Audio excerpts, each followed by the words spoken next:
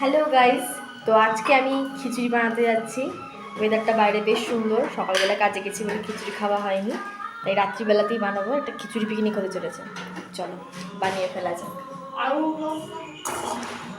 এখানে মুগ ডালটা আগে ভালো করে ভেজে নিচ্ছি। খিচুড়ির আর কি রেসিপি দেবো, সবাই খিচুড়ি বানাতে জান। ছোটো ছিলাম, মা এরকম এই ডালটা ভাজতো, আমি গন্ধে ছুটে এসে হাত পাততাম যে মা আমাকে এই ডাল ভাজাটা একটু দাও, খুব ভালো লাগতো খেতে। আর এইখানে গোবিন্দভোগ চাল নিয়ে নিয়েছি। চালগুলো কি ফাইন দেখতে।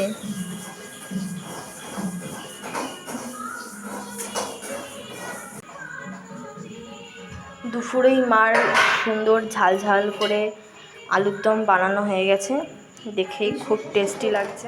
এখানে মা প্রেশার কুকার বসিয়ে দিল, এবার ডালটা ঢেলে দিল। আমি কোনোদিনও খিচুড়ি বানানো দেখিনি, আজকেই ফার্স্ট টাইম দেখছি। মা এখানে একটু মুসুরির ডালও দিয়ে দিল, বেশি করে সব রকম ডালটা দিলে একটু টেস্টটা ভালো হবে আর কি।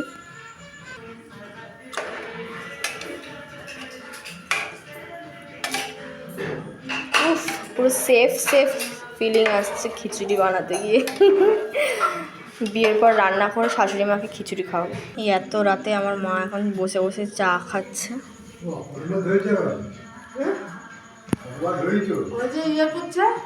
এখানে এবার আতপ চালটা ঢেলে দিলাম। আমরা এখানে 250 চাল 250 ডাল ব্যবহার করেছি। মানে ধনে পাতা নিয়ে চলে এসেছি। ধনে পাতা আর মশলা বাটা সকালবেলায় মা তৈরি করে রেখে দিয়েছে, তো কোনো চাপই নেই আর কি। মা বললো চাল ডালটা একবার নাড়িয়ে দিয়ে, নয়তো চালটা নিচে লেগে যেতে পারে, তাই একটু মাকে হেল্প করে দিচ্ছি। এখানে মা ফোড়ন দিয়ে দিয়েছে শুকনো লঙ্কা, কাঁচা লঙ্কা আর টমেটো। ফোড়নটাকে হালকা নাড়াচাড়া করে নেবো, আর ওদিকে আমাদের চাল ডাল সেদ্ধ হয়ে গেছে। আর এখানে আগে থেকে মায়ের বেটে রাখা মশলাটা ফোড়নটার উপর দিয়ে নাড়াচাড়া করে রেডি করে নেব। চাল আর ডাল আমাদের আগেই সেদ্ধ হয়ে গেছে, মশলাটাও এখানে কষানো হয়ে গেছে। এরপর মশলাটার উপর চিনি দিয়ে দিলাম, চিনি দিয়ে একটু নাড়িয়ে নেবো।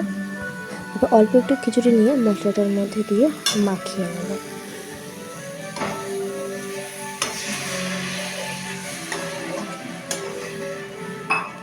তারপর ওই মশলাটাই খিচুড়ির উপর দিয়ে ভালো করে খিচুড়িটাকে নাড়িয়ে নেব।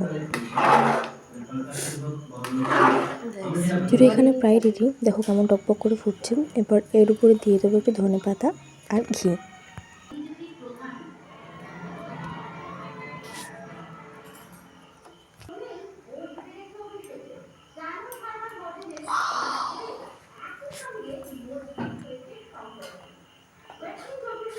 Then mix and mix. Khichuri is ready. এখানে আমাদের গরমা গরম ডিমের অমলেটও তৈরি হয়ে গেছে। অলরেডি মায়ের দুটো ভাজা রাখা হয়ে গেছে। ডিমের অমলেটটি তো আমার খুবই ভালো লাগে। আর এইখানে মা সবার থালায় অল্প অল্প করে খিচুড়ি পরিবেশন করে দিচ্ছে। আর এখানে আমাদের আসন পাতাও হয়ে গেছে। সবাই মিলে এবার এখানে আমরা সবাই মিলে খেতে বসে পড়েও গেছি।